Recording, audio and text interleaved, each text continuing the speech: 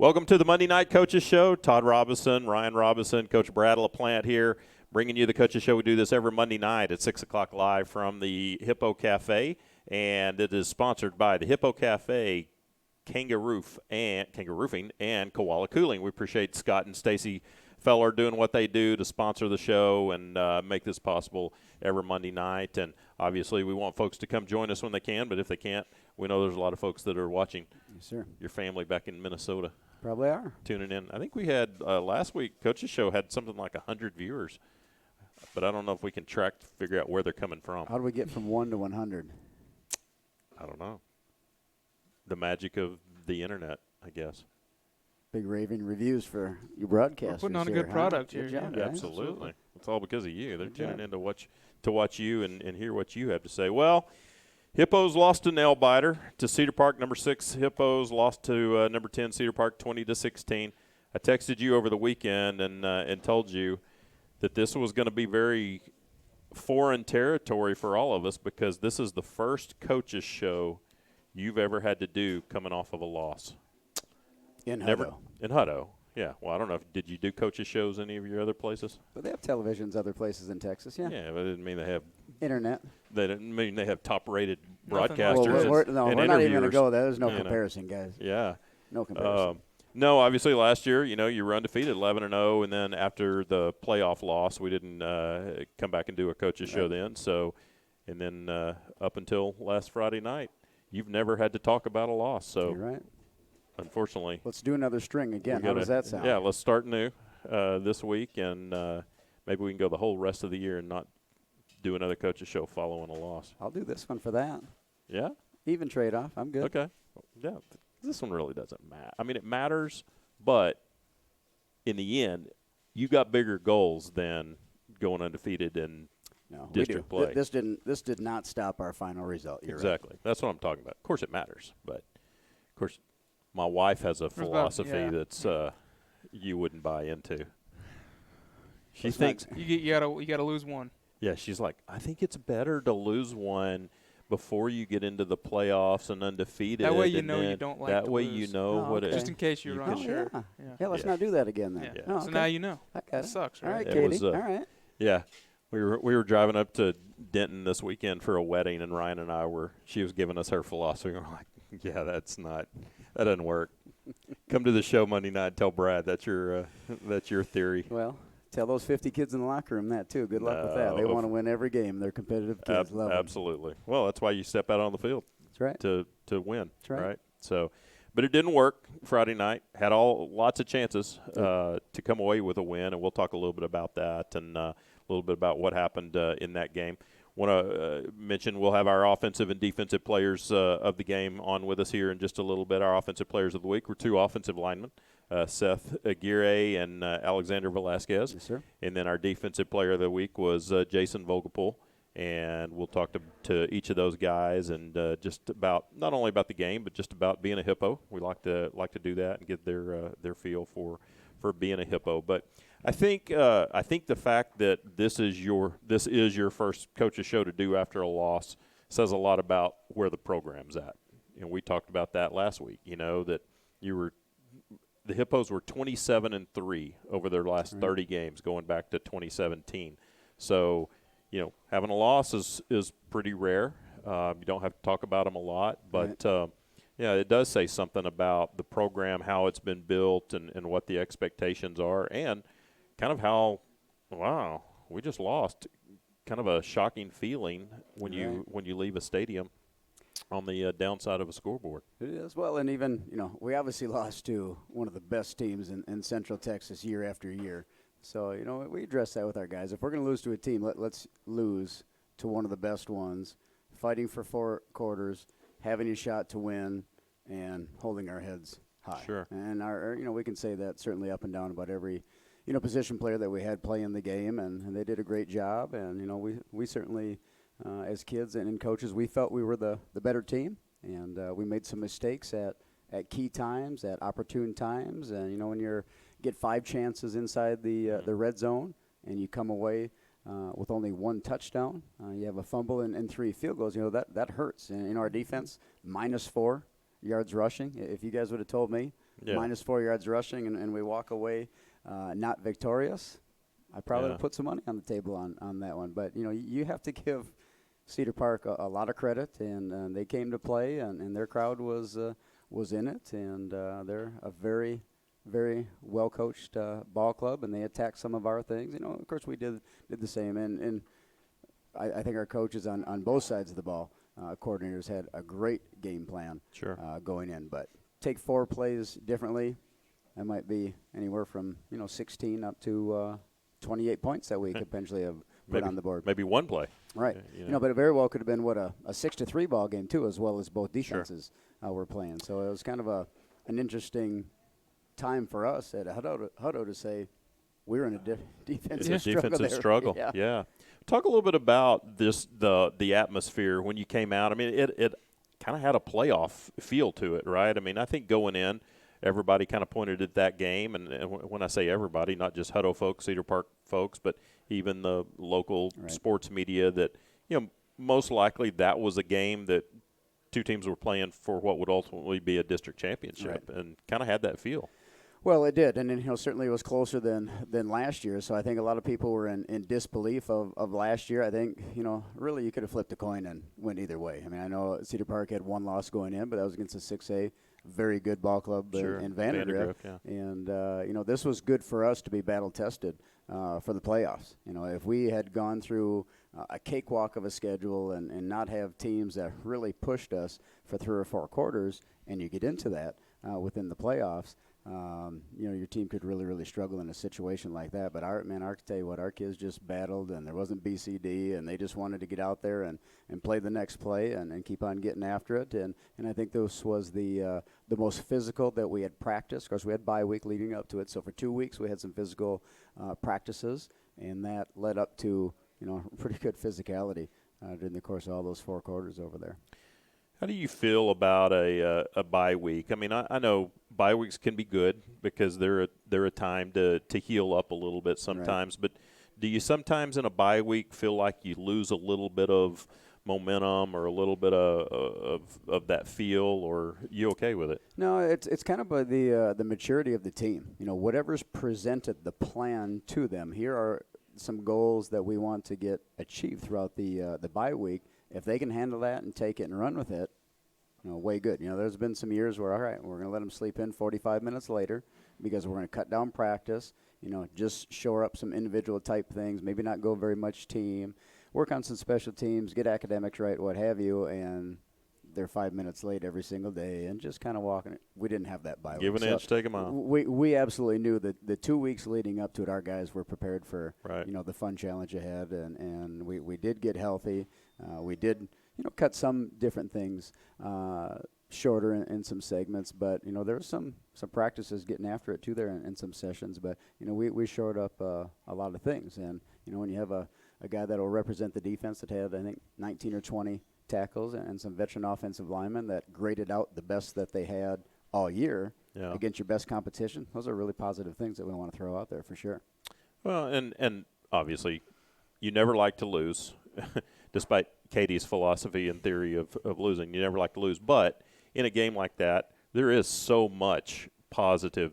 If you allow yourself to do that and allow the players to do it, there's so much positive that you can take away as you kind of move on down the road and certainly into playoffs and all of that. So let's talk a little about just a few details of the game. Of course, you come out and I think you could tell early on this was going to be a defensive struggle. A little bit of back and forth, and field position, swapping punts. Then you get that good drive down there, and you go to a little bag of tricks on our first touchdown. In fact, we didn't see Landon come into the game. Yeah, we didn't know he was on the field. And all of a sudden, I'm calling the play and call Grayson's touchdown pass back in the end zone, and I'm expecting to say, Dejan or Trey Penalties, somebody like that. I'm like, because I just know his number by memory. I'm like, complete to Landon Watson. I'm like, wait, what? Landon Watson, the back of the end zone. Well, Ryan's got to stop feeding you that Chick-fil-A or whatever they've been having in the press box, because Landon's been in our jumbo package for a lot of the year. So just a matter of what the timing was against the defensive look to get him that ball on a few different things that he can do well. So it was good to see that we got him on that. It was good for him. That was fun. He's gonna start getting recruited as an all-purpose athlete. Very versatile Yeah. guy. Yes, Do it sir. all. I saw there was actually somebody from LSU. One of their writer people had a little video clip of it and Good. made some comment about, hey, we're getting a guy that can also catch a ball, not just make tackles. Well, So let's just face it. He's not just a defensive end that's a robot down there. He can do a lot of different things and does it he's well. an athlete for sure. So that had to feel good. That was probably one of your, one of those things you guys talked about is try to get on the board first, right, and establish something. And so did that 7-0. I think they came back, kicked a field goal, make it 7-3, and then you get that field goal late before halftime to go up 10-3. Right. And that's such a big deal, right, to go into halftime with a lead, momentum, and you're thinking, we're gonna have a lot of positives to build on.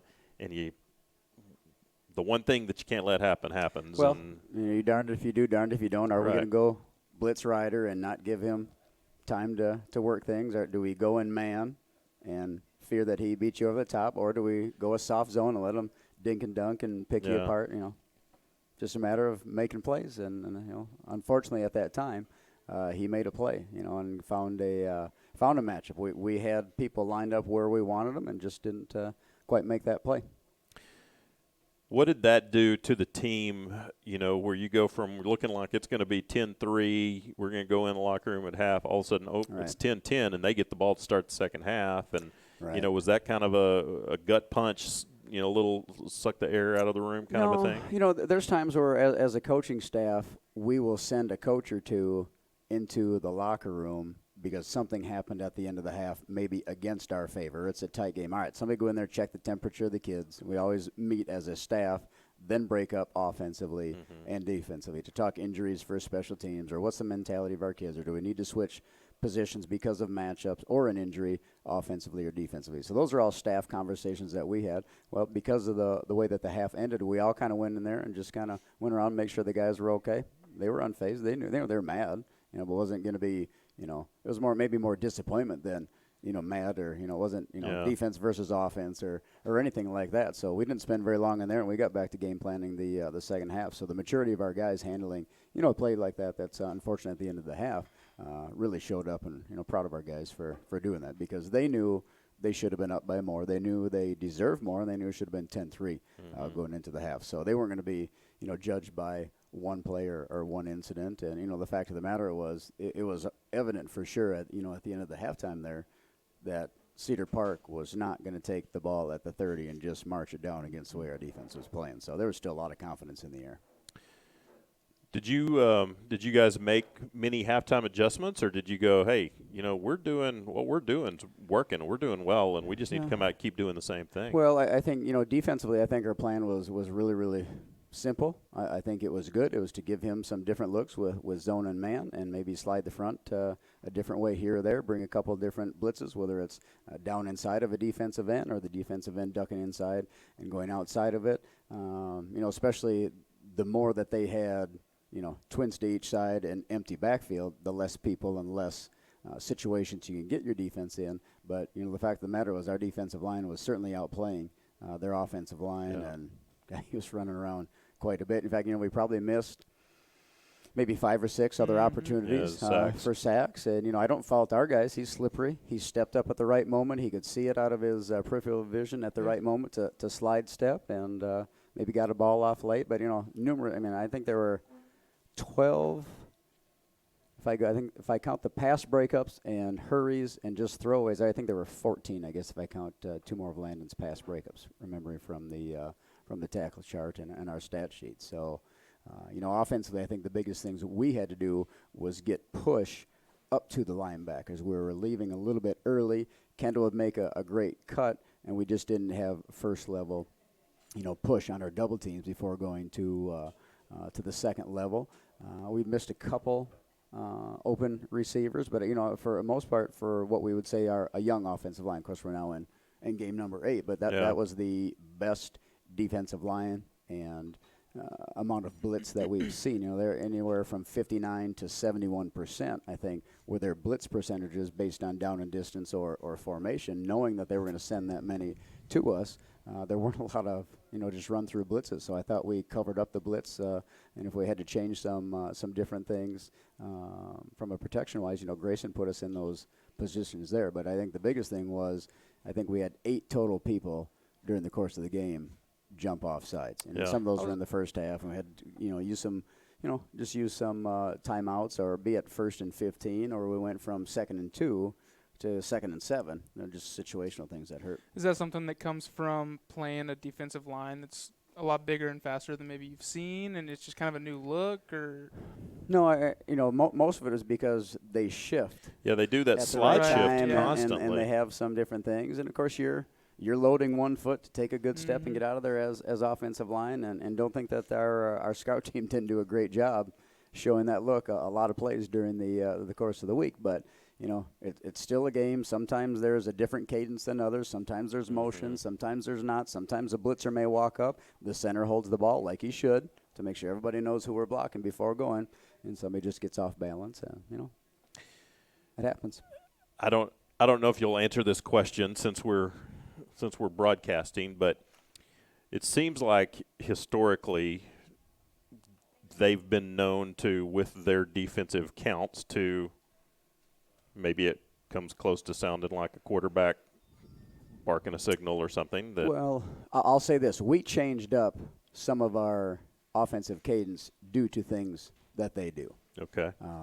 I still think as an offensive lineman, quarterback, running back, tight end, fullback, you need to be disciplined and sit in there because you don't move until the ball moves. Right. And we even have our center say a word to dictate that he's snapping the ball too.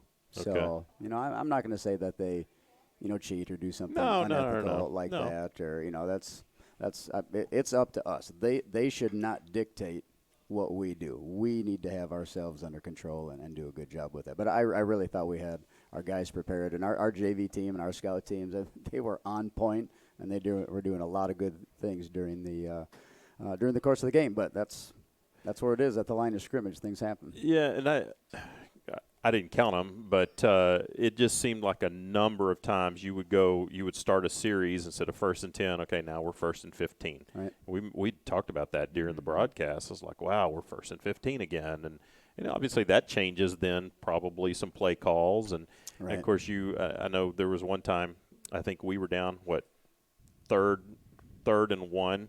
I believe 3rd and 1 down and around their 6-yard line, 5 or 6 yard line, and we got another illegal procedure. Now you're 3rd and 6, and you don't convert, and you got to settle for a field goal. So those things. Oh, it's the game within the game.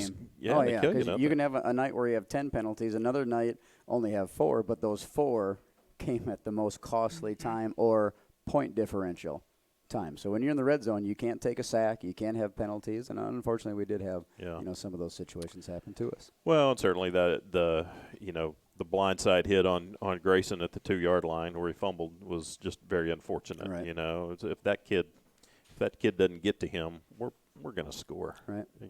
Different ball game. Well, any points there is big. Absolutely. Any points is big. Huge.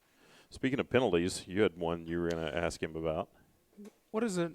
What was it? It was a non-flagrant targeting. What is that? Never heard it in my life. I don't know. They didn't. The crude, that was the one that was out of bounds, right in front of us on the far sideline. He threw the penalty, the side judge there, to confer with the other official for a defenseless player. Then they turned it into targeting, and then because of all the action and all the conversation, they didn't get the jersey right. We had to correct them with that, and of course we're preparing our next play. So I guess I didn't even the report is still in my email box. I didn't want to go. I'm trying to bury this game a little bit, so to go back to that penalty report, haven't quite gotten to that. But that's not one that we expected it fully to be targeting if they were going to call anything on that one. Never heard of a non-flagrant targeting. Right. We just start targeting and then see him out there the next play. Well, I'm going to say that the only difference would be if it's a flagrant one. Yeah, of course. That's what the point of targeting was. Right. It was flagrant. But not every targeting call means an ejection, so there has to be different levels of it. So that's probably their I didn't know striped that. I've away. never heard of Yeah, I thought doing every that. targeting was an ejection. I didn't know that there was. I know there's different personal fouls, but I Right. didn't know. I thought targeting was. Well, we targeting. can get up here and demonstrate some if you want. Take that headset out and No thanks. get some aggression out some of Too these old. guys, huh? I'm too old. No, I would die.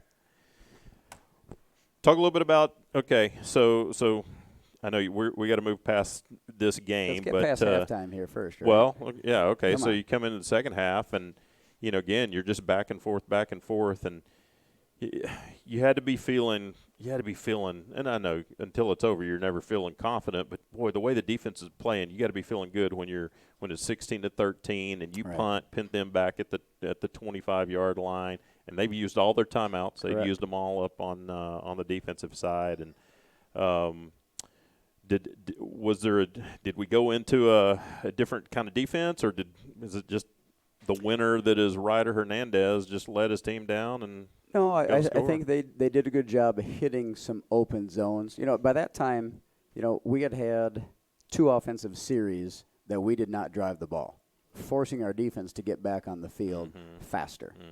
So, just like in basketball, if you're playing man-to-man, those DBs are going everywhere, and we know how he extends plays. So by that time, those guys may have been a step lot of slower, chasing, or a yeah. little tired. But then you take in the defensive front, where you got Sugg and Lordsville and Landon. Of course, we went dime personnel, different personnel. So we took out one defensive lineman, put in a different one, and brought in a defensive back for a linebacker to get some more, speed and some coverage skills on there. But we just didn't quite, whether we were blitzing or not, get enough pressure to affect the plays that we needed to. And, of course, I think during the course of that drive, we have a 15-yard penalty that, we don't usually do. That's Right. not something that we should have happen based on emotion or getting tired or whatever the reason was. And then on top of that, we had a miscommunication on a blitz with a motion, and we didn't get the proper communication, so the linebacker went with the motion, even though he was supposed to blitz the gap. Unfortunately, that rider eventually went through. Yeah. So, that's the game within the game. It's a game, and tip of the cap to that kid. I mean, he's a leader and a winner, and his reputation is that, and he carried through. And from all accounts, from what I've heard, he's a great kid. He is. So, he's good. Yeah, I actually he had a tweet yesterday, and I tweeted him back. Just said, hey, I get to watch a lot of kids, and just good luck to you, and you made plays, so congratulations. Well, So, against our defense, with no timeouts and Absolutely. a $1.46 or $1.44, whatever, hats off to any quarterback that's going to do that That's gonna against be our able to defense do this that. year. Yeah. And their offensive line too. They stepped up and probably had one of their better series at just the right time. well, they're used to winning, just like you're used to winning. They have a culture of winning, and they're established, and they never feel like they're out of a game, just like you don't. Right. You've mentioned before, we want to get to a place where a Cedar Park is and has been, and I think we're there. Right. We're now that team. We'll take this and grow and learn from it. Absolutely. So how do you do that? How do you move these guys now to hey, put this behind you? We still have a lot of goals ahead of us, Right. and beginning this week against Well, Woodward. okay, so let's go back to the bye week. If we had to follow a tough, hard-fought game up with bye week after that would make it a long 2 weeks. But the fact is, we've got another game ready to go this Friday. It's a home game. We've got homecoming. Our guys are already excited about that. We did change up the practice tempo a little bit. We usually do like 2-minute drill and some different things throughout the course of the week, but we made it competitive, got out and got after it. Rotated a few groups in, JV and varsity, on both sides of the ball a little bit more, gotten a little more active, not as much stagnant things there. And we were able to do that just because our guys are starting to understand both defensively and offensively all the schemes that we have in. So it's not like we have to do a lot of walkthroughs, and here's the front. We've already seen that front, so let's Right. go. And same thing with defense. We know how to line up to what they're doing. Let's just make sure we know the little wrinkles that they show that other teams have not, and let's get after it and go. And, good, mature veteran ball clubs like our guys are, they just, have that maturity that, show them once and they've got it. So it's not like we have to show them 4 different times before we get into, a team segment during the course of the week. Right. But, the other part of it is this. We sat down Saturday after our workout, and, really maybe 2 goals because of that were erased, an undefeated season and a district championship. Certainly, we knock off Manor in the last game of the year. Manor knocks off Cedar Park, and we beat Manor by more than 4 points. Three-way tie. We have the point differential. I mean, it's possible. They've got some good athletes over there, and they'll definitely be hungry there. But we've got to start with step one, coming back to practice on Monday and being ready to go. We're going to be a playoff team, and our guys are going to be fine, and we'll be ready down the stretch. And like the old saying goes, you can't let Cedar Park beat you twice. Correct. Right.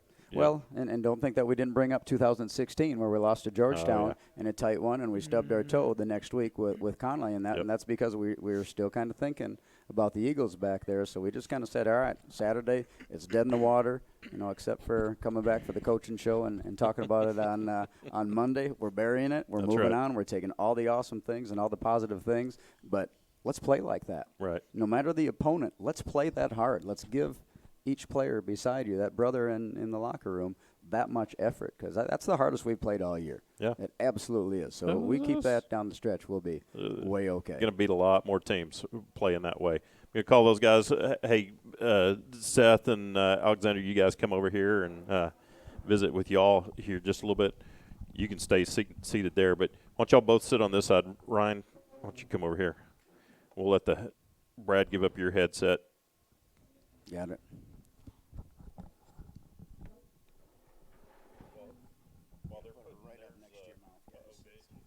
Lost me there. While they're putting theirs on, you mentioned one of your goals is undefeated season, and there's only one team that can possibly ever finish a year undefeated, right? So that one's gone, but you still win a state championship with a loss. I don't think anybody would be mad if we did that. No, not at all. Well, guys, congratulations on being the offensive players of the game. It's being offensive lineman. You don't always get a lot of notoriety, do you? Not always, but I mean, you got to keep working every day. Yeah, you do a lot of hard work, and when we're sitting up there in the booth calling the plays, we're talking about the quarterback and the running back and the receivers. And meanwhile, you guys are just working hard every single play, creating holes and blocking guys. Talk a little bit about, and each of you can take turns, but talk a little bit about playing a team like Cedar Park and what they brought to you that maybe you hadn't seen from anybody else so far this year. I think the only thing that we didn't really see was the way their outside backers played and how many times they blitzed. Nothing new up front, really. Maybe just a little shifting and everything like that. But, I mean, overall, they're a pretty solid team. I think we could have done a few things better, but pretty solid team out of Cedar Park. I think really the only reason the shift really got us is the game situation feels different than practice, because we could practice it every day and then we get good at it, but just in the game you have a different mindset. You're going faster. You don't realize what's actually happening until it's too late and you get that penalty. But how did those guys, they kind of have that reputation, the Black Rain defense, and in terms of all the teams you've played so far this year, would you say that definitely was probably the best defense that you've faced? By far. Yeah. By far. Yeah. What makes one defense so much better than another? Is it their size, their quickness, their techniques? I think it's just about them playing as a unit. Every defense has their standout players, but it's all about playing together rather than playing by yourself. And I think they did a very good job of doing that. Yeah. Seth, what'd you say? I think they're just real persistent. They knew they wanted to play hard. They knew what they wanted to do, and they were just persistent about it. Is there any kind of little talking that goes on between offensive linemen and defensive linemen during a game? Oh, for sure. For sure. Just niceties, right? Like, hey, great play, super job. Here and there. Yeah, here and there. How has it been this year?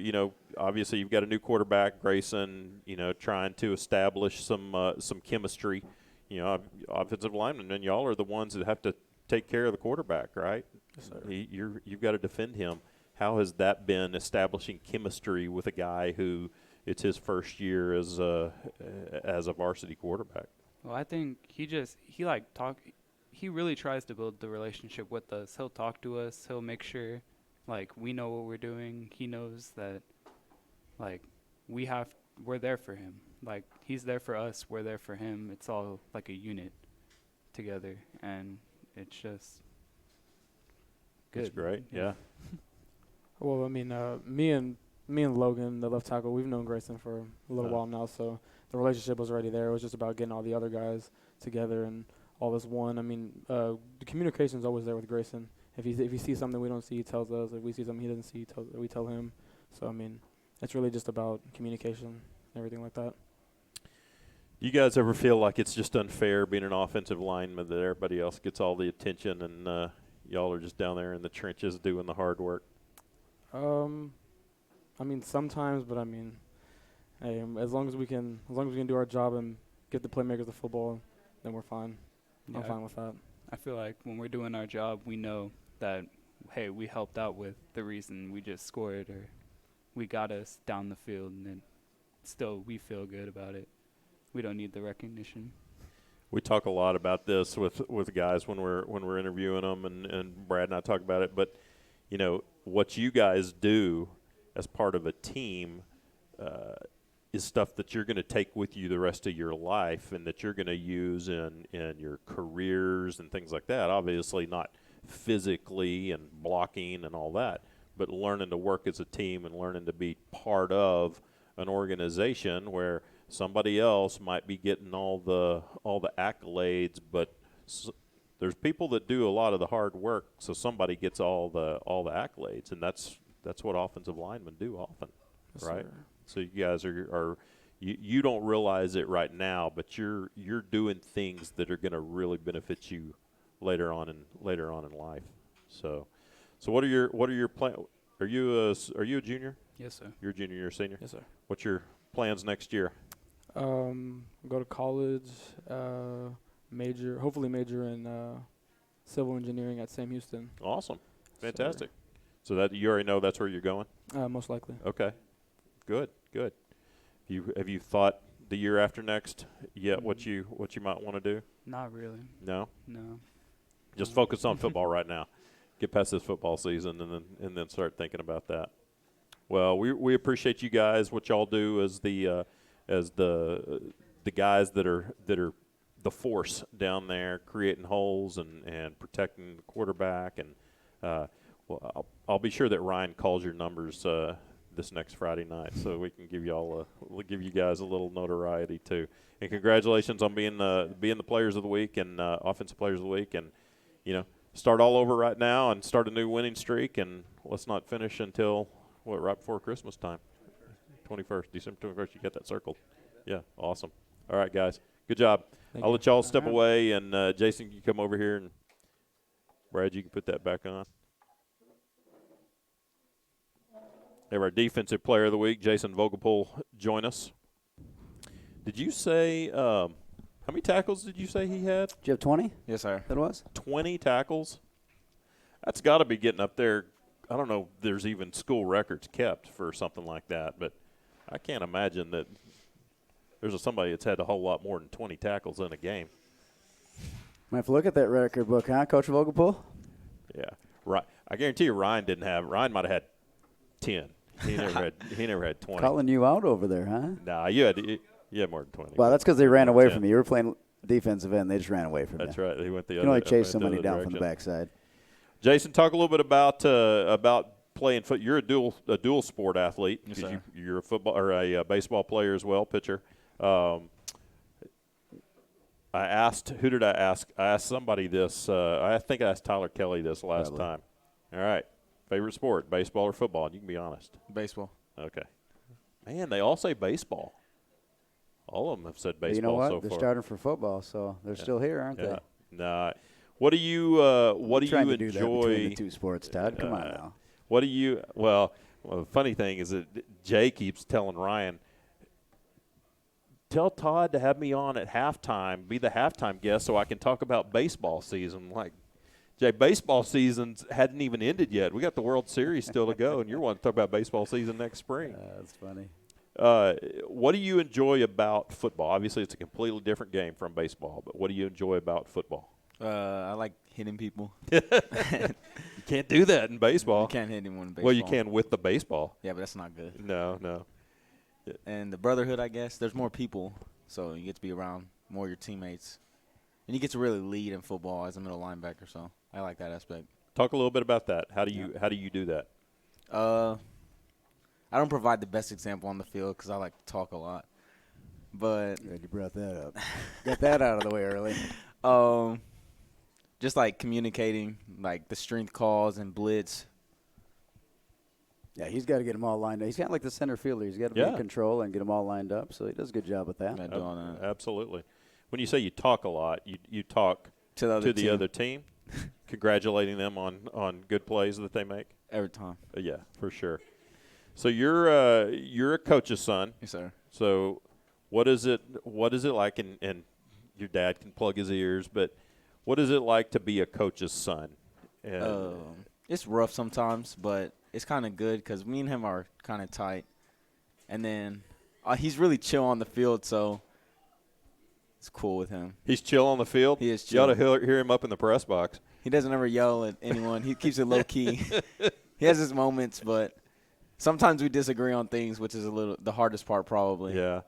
Differentiating between him being my dad and my coach. You can't really argue with a coach, but you can argue with your dad. Yeah. Huh. He's over there. You got the microphone, so right. Yeah, you're good. You're good right now. I was wondering how that comment was going to be taken there. No, do y'all? So, do you find yourself after a game? Do you talk about the game, or do you kind of leave the game there and go on and be father son for the weekend, or? Usually after the game, we talk about it for a few minutes. Yeah. Some on Saturday because we have to go in, and then usually it's over. Just go back to being father and son. Right. That's great. Well, I know obviously there's a lot of things that you can learn when your dad is a coach that other guys don't. So there's probably a lot of benefit there. But what is your hopes and dreams for next year? Do you see a future in baseball? Are you thinking about something beyond high school? I've had a few colleges call me about baseball. Thought that you had. And then if that doesn't work out, I'm probably going to just go to A&M and study business. Okay. You're like that. You're set. That's where you want to go to school? Probably. Oh, there's still time to change your mind. Really? Four generation Aggies? Is that right? Yeah, well, I get it. He was a fourth generation Red Raider, so I can totally understand that part of it. If you had a chance to play baseball for somebody other than A&M, would you choose to play baseball, or would you just choose to go to A&M and be a student? If my heart's in it and it's the best fit for me, I'll probably go there. Okay. Good. Any idea what you want to study? Business. I was on engineering, but it was kind of hard to get into school. So. Yeah. Any idea what you want to do with that career-wise? Do you see yourself working for a large organization, or have you thought that far?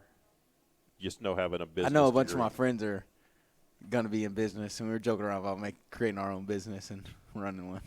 Well, you shouldn't joke. That's no joke. That's serious stuff. Happens a lot. Absolutely. Yeah, you could do that.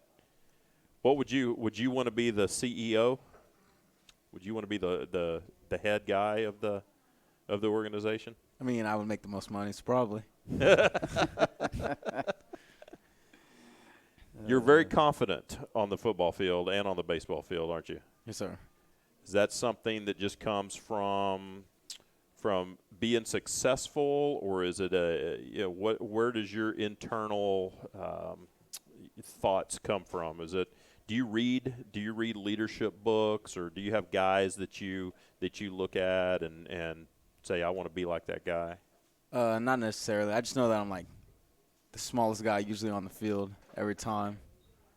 So I just people try to bully me on the football field like offensive lineman. I don't take none of that. So I think after 20 tackles in a game, somebody would forget whatever size you are. That doesn't matter, obviously. Well, he's got to bring it every play, and he does a good job of that. Yeah, absolutely. So. You really do, and it's fun.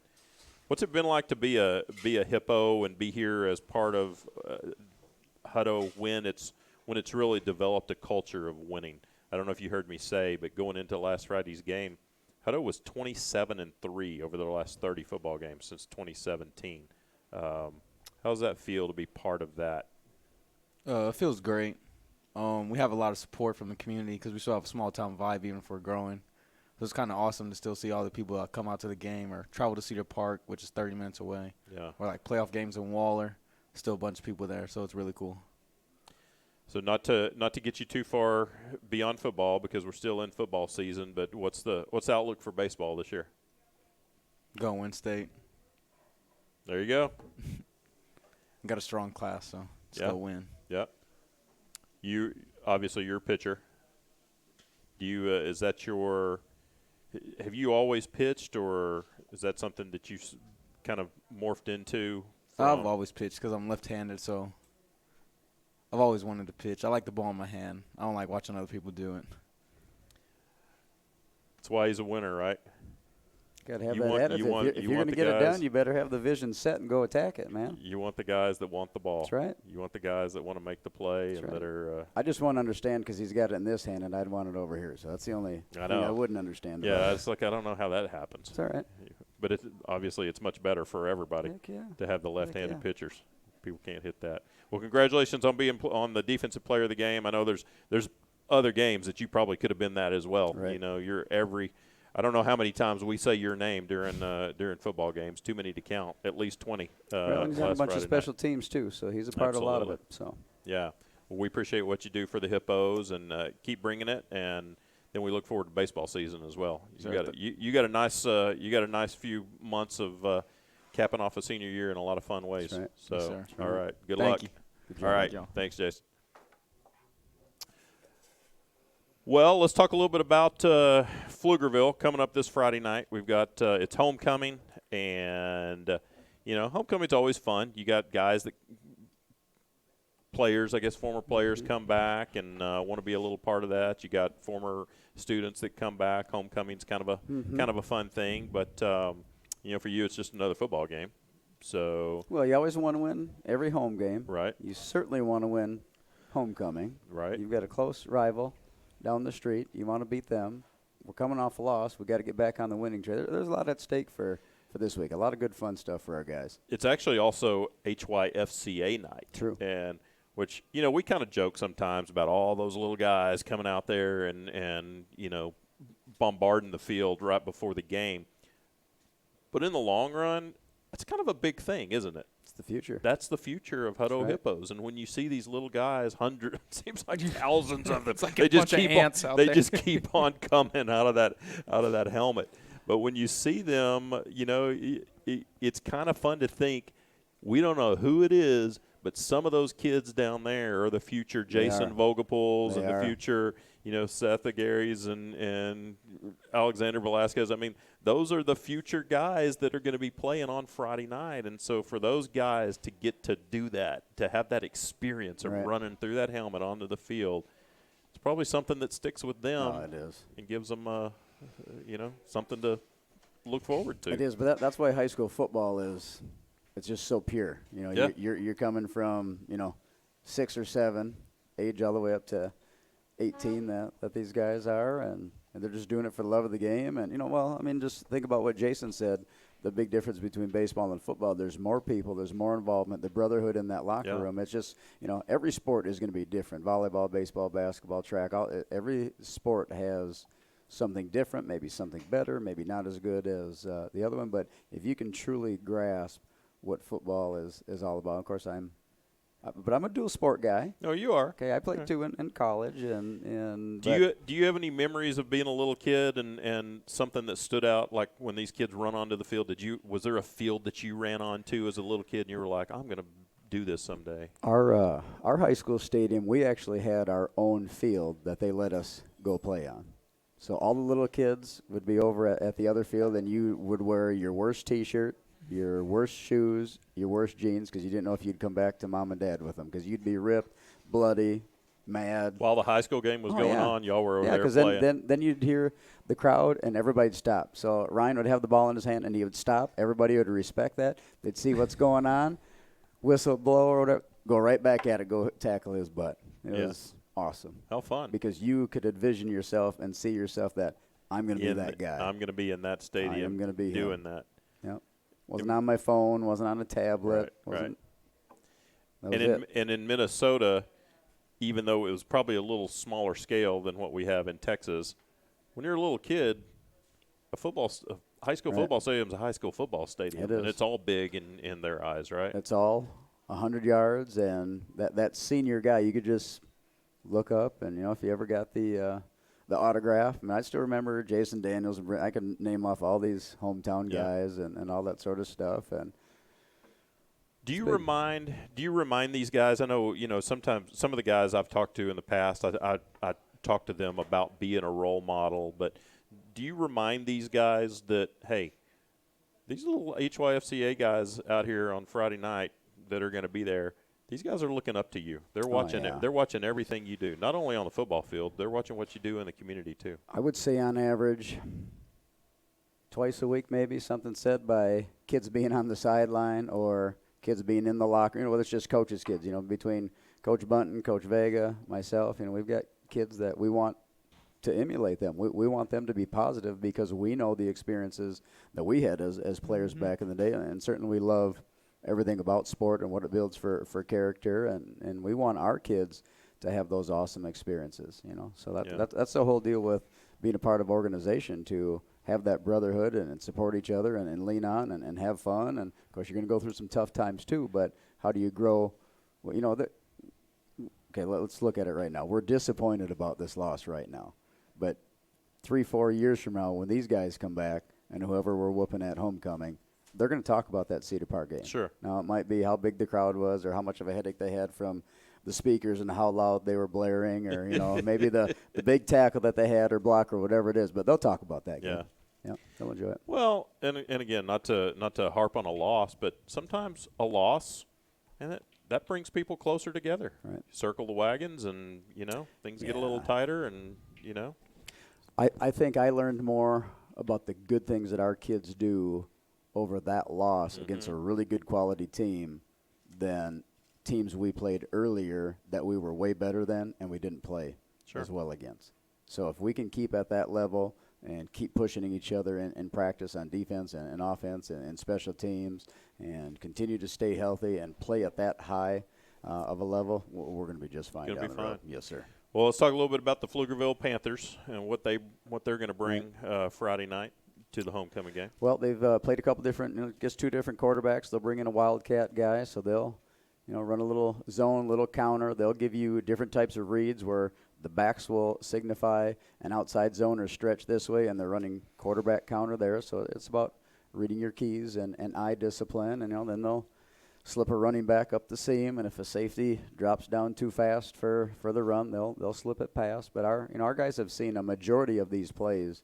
And that's why our tempo was good, because whether it's a JV offensive line and a unit or a varsity offensive line, we're calling out our plays because we've done that, maybe with a little bit different backfield action, but they block some of the things and protect some of the things the same way that we do. So, certainly we've got to corral up their good athletes. And, last year, they soaked up every single little second, and even they got to third and 14, they just throw up the ball to Washington, who's now at Illinois. Thank God he's gone. Yep.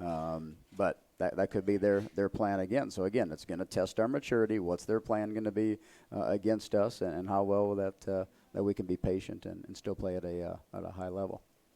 Defensively, what do they bring? Yeah, they're a forefront, so they like to be out of an old 4-4 split action, but then they'll roll a backer up and be in a too high look, so they'll have some zone and some man. So again, it's going to be a challenge for the offensive line and running backs, because there's 6 in that box that they can send after us, and they'll probably blitz a little bit more.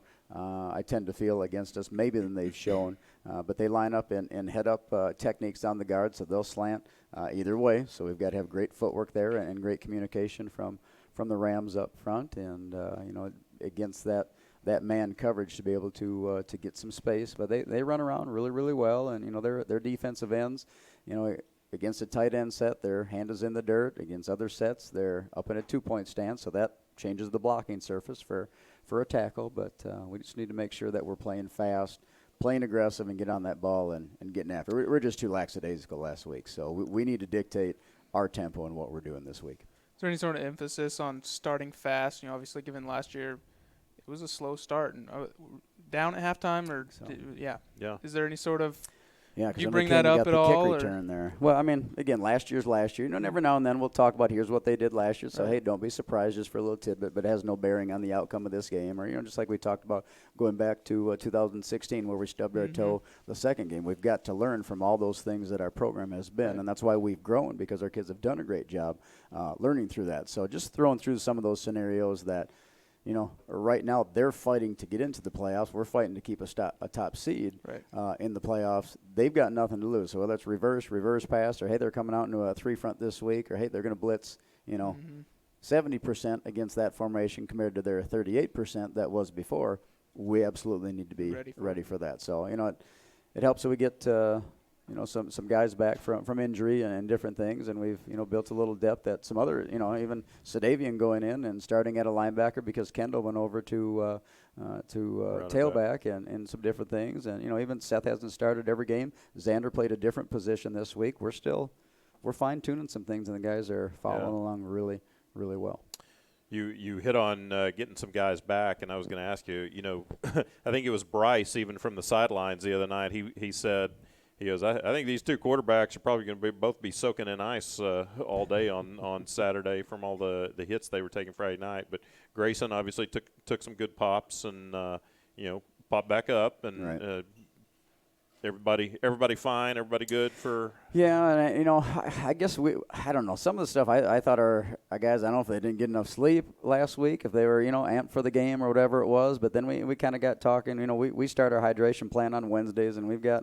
The big coolers in there, and we've got bottles of water. But, when it's not 90 degrees and you're not thirsty all the time, we only get so much time with them. Wish we could follow them home and put them to bed and make sure they're hydrated and ate and all that sort of stuff. But we only get so much time. But I think there were probably 4 guys that were maybe affected by just some habits during the course of the week. Yeah, I always say it when it's cool. I'll be like, they're cramping up, but it's only 70 degrees. And Ryan always says, he goes, it happens because guys, it's not hot, so you're not thinking about it, not thinking about drinking as much. So, but anyway, well, it'll be nice to get back on the field. Obviously, like I said, can't let Cedar Park beat you twice. You just put that one in the throw that one away and move on. No, they came back ready to go on a Monday, so it was good. Our guys are ready. They're hungry. Awesome. We're guys. Our egos are hurt. We want to win. We want to be battle tested again, so they'll be ready. All right. Time to do our picks. You made up some ground last week. It's looking up. You went. But I don't want that. I wanted to lose ground and get the win on Friday night. I knew you were going to say that. Yeah, that you would rather keep losing. And you went 10-3. You made up 3 games on Gage. So you're only 11 behind him still. After making up 3. You're rubbing a lot of things in on a Monday night, buddy. Hey, you're almost back to 500. You're 35-36. So, all right, Gage is 46-28. I'm 39-32. Ryan's 38-33, and then there's you. Okay, college games. We pick these against the spread. SMU at Houston. Houston's favored by 13.5. Gage. SMU. All right. Houston's favored by 13.5. No. I'm sorry. Houston's getting 13.5. Sorry. SMU's favored by 13.5. Does that change your still SMU? Yeah, I'm going SMU. Houston. Ryan? U of H. I'm going to go U of H also. It's at their place, right? It is. OU at Kansas State. OU is favored by 21.5. Kansas State had a big win over Horned Frogs. Going OU. You know what? I think Kansas. No, I'm not. I'm going OU. Well, I think they keep it rolling. Kansas State. I'm going for the old North Dakota State staff there at Kansas State. You're going Kansas State as well? They called the other day. Good All guys. Right. UT at TCU. UT's favored by 1.5. Boy, did you watch that game? Yikes. You're going Longhorns. I got to think they're going to. Man, TCU.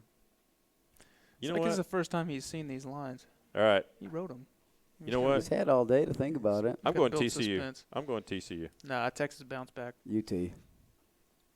All right. Oklahoma State at Iowa State. Iowa State's favored by 8.5 after their whooping of our Red Raiders. Going Iowa State. Yeah. At Iowa State? It's at Iowa State. I'm going Iowa State. Yeah. Same. Cyclones here, too. Everybody across the board. Tech at Kansas. Tech's only favored by 3.5. This could be this could be embarrassing for the Red Raiders. Huh? You going Tech? 3.5? I'll go with them. I'm going with them, but man, I'm going to be sweating losing to Kansas. I said we're trying to replace them in basketball at the top, and we're trying to replace them in football at the bottom. Tech. Right. I'm going with Brent Dearman, the new offensive coordinator at KU. All right. He's making a difference already. Well, he did last Saturday night. Right. All right, a couple of national games. Wisconsin at Ohio State. Wisconsin coming off that upset loss. Ohio State's favored by 13.5. Going Wisconsin? I'm going Ohio State. They look good. Ohio State. Buckeyes. Okay. Mississippi State at A&M. A&M's favored by 10.5. A&M? I'm going Mississippi State. Mississippi State. I think A&M will win, but I think Mississippi State will cover the 10.5. Aggies. Jason, I got you back. Yeah. All right. So I dropped Minnesota out of the picks because you gave me a hard time about always including them. I got to include them. They're 7-0 and ranked. What are they, like 17th or something like that now? Like that. Maryland at Minnesota. Minnesota's favored 15.5. Going Minnesota? That's 15.5. That's a lot of points, but I'm going Minnesota too. The Gophers. I think they're going to be undefeated until they play Penn State. Maryland. You know what I'm checking, right? It's a lot of points. What are you checking? The weather report. Weather. Oh, yeah. Oh, that's right, because they play outdoors again. That's right. All right, we can go Minnesota. We're fine. It's supposed to be pleasant, 43. Yeah. Sunny. We're good. Yeah. All right. Ryan, you're by yourself on the Maryland thing. That's all right, our high school games. Manor. Yeah. Coach is going with Maryland as well. I don't know. Maryland's been so up and down. Yeah, it's their turn to be up. I don't know. Minnesota's the Gophers are impressive. All right, Manor at Georgetown. Gage going Manor. I'll go Georgetown. Yeah. Georgetown. Going Manor. That's just wishful thinking. Rouse at Connolly. That's good. Huh? Going Connolly? It should be Connolly, but I think I'm going to go. I'm saying Rouse is going to pull an upset. Or is Connolly's that got the if it's number an one upset. offense. I'm going with Connolly. Yeah, I'm going with Conley, too. They got the number one offense in the district right now. Do they really? I think they're beating us by 1 yard average per game. Dang. This is giving up a bunch. All right, Hendrickson at Vista Ridge. Gage, going Vista Ridge. I'll go Vista Ridge. Yeah, Vista I guess. Ridge. I'm with that. Vista Ridge. And then our six-man game is the Veribest Falcons at Paint Rock Indians. Paint Rock. I got to go with a team called Very Best. Nah. I'm with Gage. Paint Rock? Yeah. Bradley? God, very best, I guess. You got to go with Very Best, right? They're the very best. They're the very best Falcons. I don't know. How can you be against Gage? Brad made up a lot of ground on him last week. Well, we'll be back next Monday night to talk about the Hippos getting back on track against the Pflugerville Panthers. Next week I want to talk to you. Did you see the Mike Leach when he rated all the mascots of the did he they actually they had him rate them of the Big 12. When was this? Yeah, it was a couple of weeks ago. It was kind of funny where So he I need rated to watch them. that? Yeah, based on their their toughness or whatever. So next week I'll watch we're it. going to rate the mascots of District 11 5A. Of course, Hippos will be the Monday morning on the one. exercise bike or something. All right. It was pretty funny, as are most of his He's most of the good. things that he does. They are. Well, join us Friday night. It is homecoming for the Hippos at Hutto Memorial Stadium, 7 o'clock. Come out to the game, obviously. If you can't, if you're listening or watching from Minnesota or someplace like that, then obviously tune in on hipposports.com, SHN Sports Network. and catch the game, listen to the game Friday night. And, of course, the video is available on the weekend after that. And then we'll be back next Monday night for the Coaches Show and talk about our getting back on track against the Pflugerville Panthers. Let's do it. So, all right. Appreciate the players joining us. Congratulations to them. For Ryan and Brad, I'm Todd. Have a great week, everybody, and we'll see you next Monday night.